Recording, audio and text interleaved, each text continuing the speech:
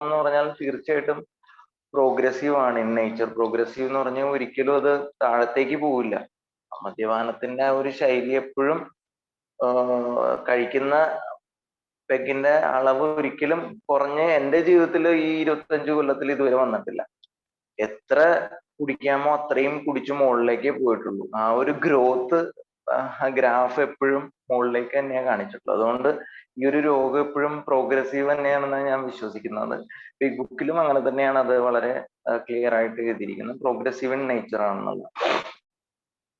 അതുകൊണ്ട് rock bottom എന്നുള്ളത് depends on person to person. ഓരോ ആൾക്കാരുടെ ഇതനുസരിച്ചിരിക്കും അത്.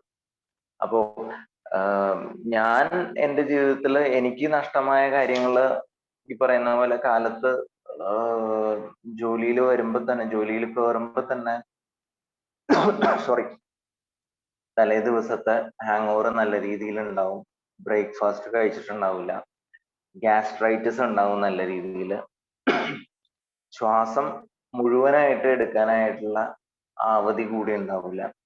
എങ്ങനെയൊക്കെയോ ജോലിയിൽ എത്തിക്കഴിഞ്ഞാല്, ഞാനൊരു ഫിനാൻസ് കമ്പനിയിലെ ഹൗസിംഗ് ഫൈനാൻസിലാണ് വർക്ക് ചെയ്യണത്. അപ്പൊ ജോലിയിൽ എത്തിക്കഴിഞ്ഞാൽ എന്നെ കാണാൻ തന്നെ അവിടെ ആൾക്കാരുണ്ടാവും. എനിക്ക് ഇരിക്കാൻ പോയിട്ട് ഒന്നിനും ഉള്ള ഒരു ആരോഗ്യവും മനസ്സിന്റെ ഉള്ളിൽ 100 കൂട്ടം അനാവശ്യ കാര്യങ്ങൾ ഓടിക്കൊണ്ടിരിക്കുകയായിരിക്കും. അത് ഒരു അർത്ഥമില്ലാത്ത കാര്യങ്ങളായിരിക്കാം. പക്ഷെ പേടി, തലേ ദിവസം രാത്രി എന്ത് ചെയ്തു, ആരെയൊക്കെ വിളിച്ചു, ആരുടെയൊക്കെ കോള് വന്നു, ഒഫീഷ്യൽ കോള് വന്നിരുന്നു എനിക്ക്, വീട്ടിൽ ഞാൻ എന്താ പറഞ്ഞത്, പൈസ വല്ലതും ആർക്ക് അയച്ചു കൊടുത്തിരുന്നു. അപ്പൊ ഇങ്ങനെ 100 കൂട്ടം കാര്യങ്ങളാണ് മനസ്സിൽ ഒരേ സമയം വന്നുകൊണ്ടിരിക്കുന്നത്. അത് ബൊമ്പാട് ചെയ്യുവാണ് ശരിക്കും മനസ്സിന്റെ ഉള്ളിലേക്ക്.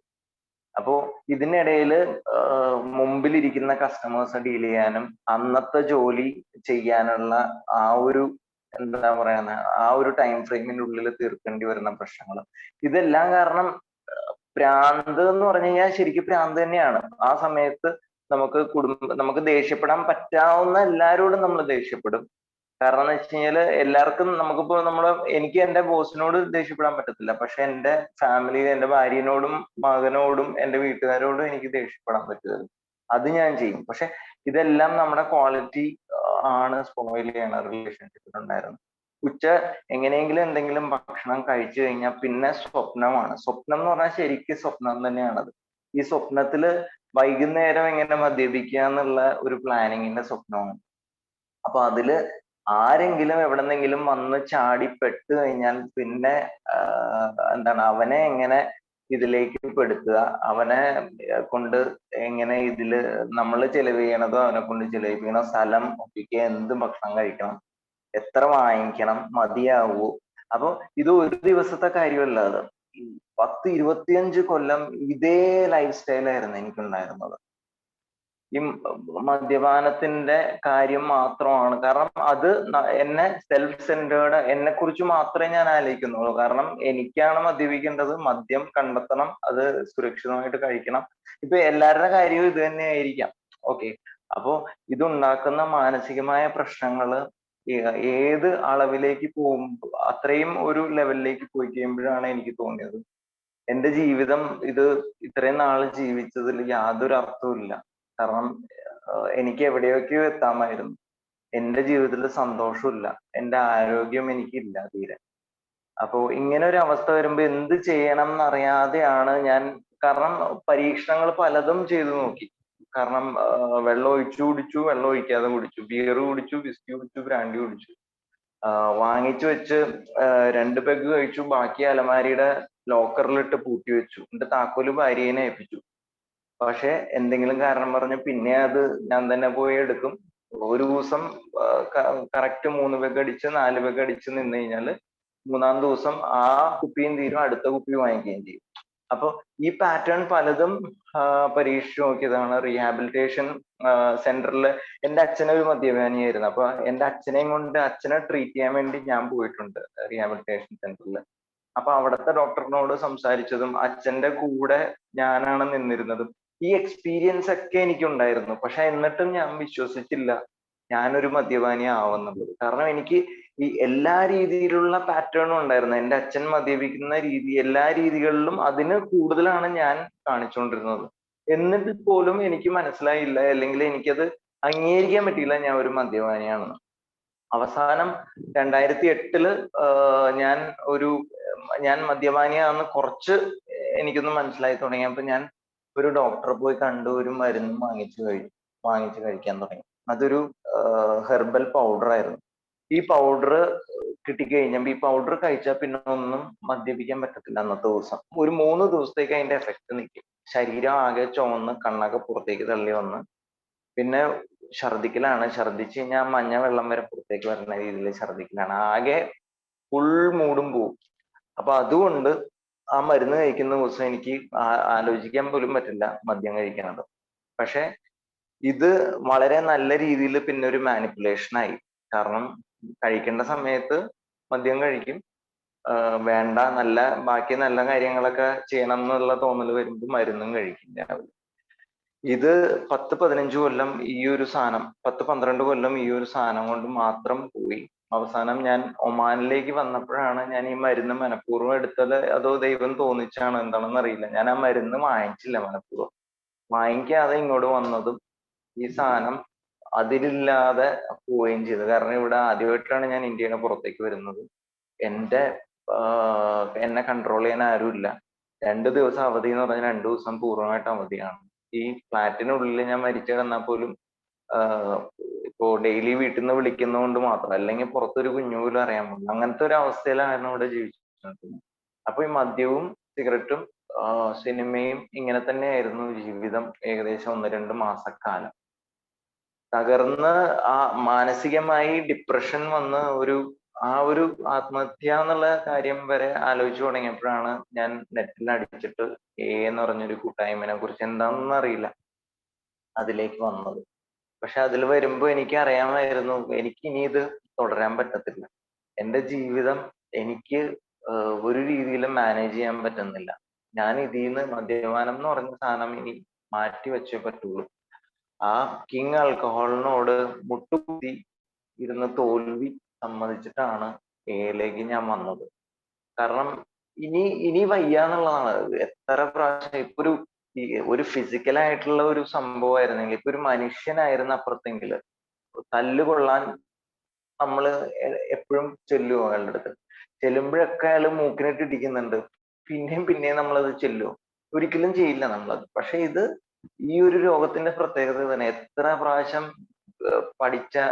പഠിക്കത്തില്ല, എത്ര പ്രാവശ്യം വീണാലും അപകടം പറ്റിയാലും ബന്ധങ്ങൾ ഇതായാലും പോലീസ് സ്റ്റേഷനിൽ കയറിയാലും പൈസ പോയാലും ഞാൻ പഠിച്ചിട്ടുണ്ടായിരുന്നില്ല ഇത്രയും കാലം. അത് എന്തുകൊണ്ടാന്ന് ചോദിച്ചാൽ അതാണ് ആ രോഗത്തിന്റെ പ്രത്യേകത. എന്നാൽ ഇത് രോഗമാണ്, ഇങ്ങനെ ഒരു അസുഖം ഉണ്ടെന്ന് സമ്മതിക്കാനാണ് അതിലും ബുദ്ധിമുട്ടുണ്ടായിരുന്നു എനിക്ക്. അവസാനം ഇത് സാഷ്ടാംഗം വീണു ഇതിനോട് തോൽവി സമ്മതിച്ചിട്ടാണ് എന്നെ വിളിച്ചതും. വിളിക്കലും എന്നെ വന്ന് എൻ്റെ ഇപ്പോഴത്തെ സ്പോൺസർ വന്ന് കാണുകയും ചെയ്തു. അന്നാണ് ലോകത്ത് ഒരാൾ എന്നോട് പറയുന്നത് ഞാനും ഒരു മദ്യപാനിയാണ് മനോജെ, എനിക്കും ഇങ്ങനെയൊക്കെയുള്ള പ്രശ്നങ്ങൾ ഉണ്ടായിരുന്നു. മദ്യം തൊട്ട് കഴിഞ്ഞാൽ എനിക്ക് നിർത്താൻ പറ്റത്തില്ല, ഞാൻ വീഴുന്നവരെ കുടിച്ചു. ഇങ്ങനെ വേറൊരാൾ പറഞ്ഞു കേൾക്കുമ്പോൾ എനിക്കുണ്ടായ ആശ്വാസം പറഞ്ഞറിയിക്കാൻ പറ്റാത്തായിരുന്നു. കാരണം ഈ ലോകത്ത് എനിക്ക് ഇതുവരെ ഒരു ഫീലിംഗ് ആരും തരാൻ പറ്റിയിട്ടില്ല. കാരണം എല്ലാരും എന്നെ കുറ്റപ്പെടുത്തിക്കൊണ്ടായിരുന്ന എല്ലാരും പറഞ്ഞ നിനക്ക് ഉത്തരവാദിത്വം ഇല്ലാത്തതുകൊണ്ടാണ്, നിനക്ക് നീ കുറച്ച് കഴിച്ചു കഴിഞ്ഞാൽ നിനക്ക് എന്താ കുഴപ്പമുള്ളത്, എപ്പോഴും ഇത്രയും കഴിക്കണത് എന്തിനാണ്, നിനക്ക് വീട്ടിൽ പോകണം എന്നുള്ള ഉത്തരവാദിത്വം ഇല്ല, കുടുംബം നോക്കണം എന്നുള്ള ഉത്തരവാദിത്വം ഇല്ല. പക്ഷെ എൻ്റെ ഉള്ളിലുള്ള ഫീലിംഗ്, എൻ്റെ ഉള്ളിലുള്ള മനപ്രയാസം ആരോട് പറയും അറിയില്ലാത്ത എത്രയോ കാലം ഉണ്ടായിരുന്നു. അപ്പൊ ഇങ്ങനെ ഒരു ആള് വന്ന് ഇത് പറയുമ്പോൾ എനിക്കുണ്ടായ റിലീഫ് പറഞ്ഞറിയിക്കും. പിന്നെ മീറ്റിംഗ് റൂമിനകത്ത് കയറുമ്പോൾ 10 പേര് 15 പേര് പെണ്ണുങ്ങൾ ഉൾപ്പെടെ ഇരുന്നിട്ട് അവരുടെ കഥകള് അല്ലെങ്കിൽ ഒരു മദ്യപാനിയാണെന്ന് പറയുമ്പോൾ എനിക്ക് മനസ്സിലാക്കിയത് എനിക്കുള്ളത് ഒരു രോഗമാണ്. ഒരു ക്യാൻസറോ വേറെ ഹൃദയാഘാതമോ എന്ത് രോഗം ഒരാൾക്കുണ്ടെങ്കിലും പുറത്തുനിന്ന് സിമ്പതി നിഷ്പ്രയാസം ആൾക്കാരുടെ നിന്ന് കിട്ടും. പക്ഷെ ഒരു മദ്യപാനി എന്ന് പറഞ്ഞാൽ ഒരിക്കലും ഒരു രീതിയിലുള്ള സിമ്പതിയും പ്രതീക്ഷിക്കേണ്ട പുറത്തുനിന്നുള്ള ഒരു സാധാരണ ആളുടെ. അവന് തല്ല് കൊള്ളാത്തതിന്റെ അസുഖമാണെന്നേ ആൾക്കാർ പറയുള്ളൂ. പക്ഷെ ഒരു മദ്യപാനിയുടെ ഉള്ളില് ആരെക്കാളും പുറത്ത് ഉള്ളതിനേക്കാളും ആഗ്രഹം അവനായിരിക്കുള്ളൂ ഇത് നിർത്തണം എന്നുള്ള ആഗ്രഹം ഉണ്ടാവുന്നത്. അപ്പൊ അങ്ങനെ ഒരു അവസ്ഥയിൽ എയുടെ മീറ്റിംഗ് റൂം എനിക്കൊരു സ്വർഗമായിരുന്നു. ശരിക്കും വേറൊരു ജീവിതം തന്നെയായിരുന്നു എനിക്ക് കിട്ടിയത്. അപ്പൊ എയിലേക്ക് വന്നു കഴിഞ്ഞപ്പോഴാണ് എനിക്ക് മനസ്സിലായത് ഈ പവർലെസ്നെസ്സിന് എന്തോരം വിലയുണ്ടെന്നും ഇത് എന്തോരം മാറ്റം എൻ്റെ ജീവിതത്തിൽ കൊണ്ടുവരാൻ സാധിക്കുന്നുള്ളത്.